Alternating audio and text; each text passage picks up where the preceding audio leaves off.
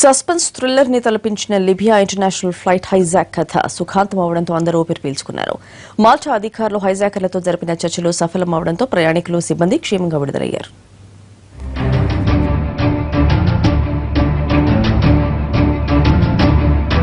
లిబియాలో విమానం హైజాక్ ఘటన తీవ్ర కలకలం రేపింది. 118 మందితో ఉన్న ఎయిర్లైనర్ విమానాన్ని దుండగులు హైజాక్ చేశారు.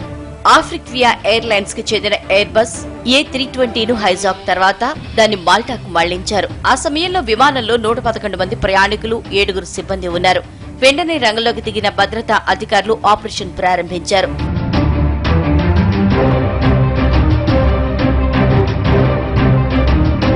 అత్యవసర భద్రతా సిబ్బంది విమానాన్ని చుట్టుముట్టారు.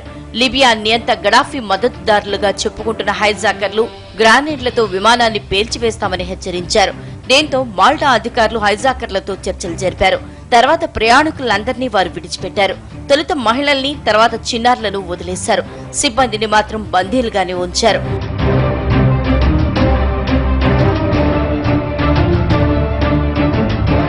విమానంలో ఒక హైజాకరే ఉన్నాడని, 7 సిబ్బందిని మాత్రం తమ డిమాండ్లను నెరవేరుస్తేనే విడుదల చేస్తానని తెలిపినట్లు అధికారులు వివరించారు.